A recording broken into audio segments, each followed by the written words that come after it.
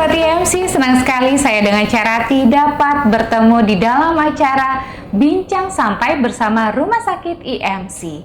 Nah, untuk hari ini kita akan membahas tema mengenai empty sella syndrome. Nah, penyakit ini informasinya yang ada di media-media yaitu menimbulkan gejala yang tidak signifikan, namun jika dibiarkan dapat berbahaya nih Sobat IMC. Dan hari ini saya juga sudah bersama narasumber kita yaitu Dr. Kevin, spesialis neurologi dari Rumah Sakit IMC Alam Sutera.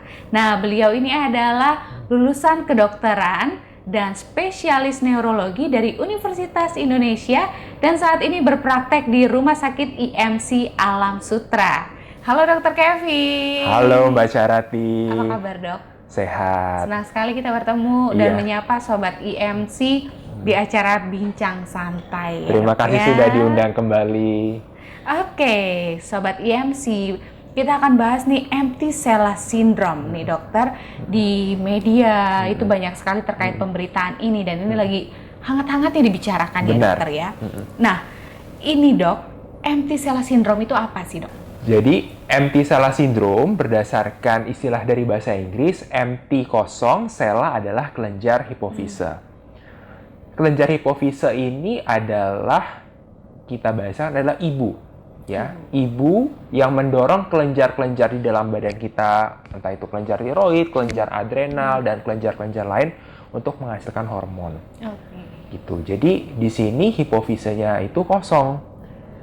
Gitu, jadi Mbak. Itu memang ada hal itu di setiap dalam tubuh manusia ya dok ya? Ya, jadi secara normal saya, Mbak Carati, dan para sobat IMC sekalian, normalnya kita ada kelenjar hipofise. Dan ukurannya itu memang kecil, ya, seperti kacang polong. Gitu. Tapi peranannya sangat vital. Nah, itu masalahnya. Jika diabaikan ini berbahaya banget ya dok ya? Benar. Kecil tapi berbahaya. Kecil-kecil cabai rawit nih dok ya. Oke dokter. Nah, kita bahas lagi penyebab dari empty sella syndrome ini apa ya dok? Baik. Jadi empty sella syndrome atau kita singkat sebagai ESS itu ada dua sebabnya. Yang pertama itu sebabnya primer. Sebabnya primer artinya tidak diketahui.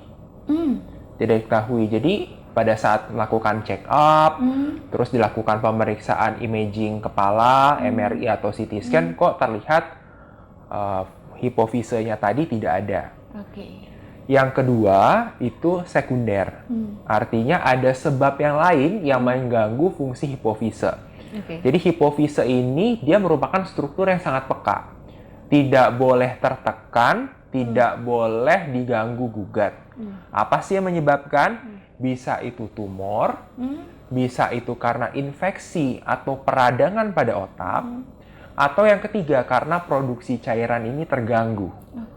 Yang orang kenal sebagai hidrosefalus. Nah, ketika ketiga ini menyebabkan tekanan di dalam otak itu tinggi, dia akan menekan hipofisenya dan akhirnya hipofisenya itu akan menciut sehingga akan terlihat sebagai kosong. Kalau hipofise sendiri ini dok, kata dokter jelaskan, itu sebenarnya ada di mana sih dok di dalam tubuh manusia letaknya?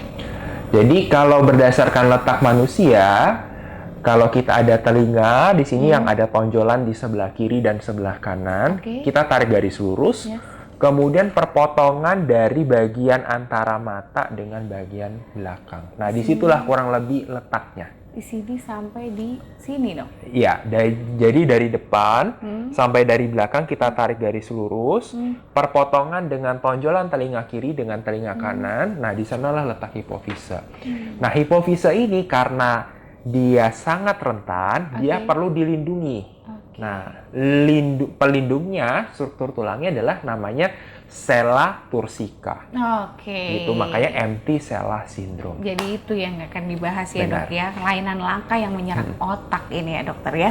Oke dok, gimana sih cara ingin mengetahui tentang empty sella syndrome nih dok? Baik, kita kalau berbicara seperti ini kita harus berbalik kepada data. Ya, jadi memang secara umum terdiagnosisnya itu secara insidental, artinya bisa jadi gejalanya ada dan tidak. Berapa banyak sih prevalensinya? Jadi kalau berdasarkan data di tahun 2018, perkiraannya sekitar 2-20%. Artinya bisa dari 1 dari 5 orang mengalami empty sella atau bervariasi 1 dari 50 orang. Oke. Gitu. Penting diketahui juga ya dok ya, karena memang otak itu kita harus dilindungi sekali karena sebagai pusatnya manusia nih ya. Nah kemudian dokter, jika ini kita biarkan, kita abaikan, berarti sistemnya gejalanya ada seperti nyeri kepala, sakit kepala juga ya dok ya. Ini kan, nah itu kedepannya seperti apa sih dok? Ya, jadi kita bedakan dulu Mbak Carati, kalau yang primer artinya sebabnya tidak kita ketahui. Ya, ada yang dikatakan ada gangguan tumbuh kembang pada saat janin. Dari kelahiran ya dok ya? Iya, dari kelahiran. Nah, orang-orang yang dengan primer ini gejalanya itu satu, ya biasanya ini perempuan. Jenis kelaminnya perempuan. Yang kedua, dia ada nyeri kepala. Jadi tidak spesifik nyeri kepala ya. Kemudian yang ketiga ada gangguan pada kesuburan. Jadi kok saya sudah menikah, ingin punya anak, kok tidak ada keberhasilan. Nah, biasanya dokternya kan cek tuh dari fungsi hormon, fungsi reproduksinya, dan yang terakhir adalah di bagian otak tadi. Nah, ketahuan nih sebagai empty sella. Tapi kalau sebabnya itu sekunder, tadi yang ada tumor, infeksi, hidrosefalus, itu adalah sebab yang perlu kita atasi. Jadi empty sella ini sebagai akibat dari kondisi lain. Jadi penanganannya bukan kepada selanya, tapi kita menangani pada tumor, infeksi, atau pada hidrosefalusnya. Gitu. Nah, jadi ini Sobat IMC harus ketahui juga nih, karena ini berdasarkan dari langsung narasumbernya dan memang ahlinya di dalam bidang neurologi ya. Jadi jangan sampai salah pengobatan, salah terapi juga ya dok ya, karena apalagi sekarang ini banyak sekali alternatif nih dokter. Betul. Nih. Jadi kalau memang dalam tubuh manusia yang sudah tidak stabil dan kurang oke, segera langsung ke ahlinya, yaitu ke dokter. Nah, baik dokter, pesan apa nih ingin disampaikan ke Sobat IMC dok terkait dengan empty sella syndrome ini? Baik, jadi empty sella syndrome ini memang adalah penyakit yang langka. Ya, jadi tidak perlu kita terlalu khawatirkan, apakah saya kalau nyeri kepala pasti empty sella syndrome? Belum tentu. Gitu ya. Belum tentu, karena tadi prevalensinya sangat kecil, minimal. Nah, kekhawatirannya adalah tadi kalau Sobat IMC ada keluhan nyeri kepala, ya ada gangguan pada fungsi hormon, entah itu fungsi tiroidnya terganggu, kemudian ada fungsi reproduksinya terganggu, atau fungsi hormon lain yang juga terganggu, dan disertai dengan gejala itu, entah itu pandangan kabur atau lapang pandangnya menyempit. Nah, itu boleh diperiksakan kepada dokter.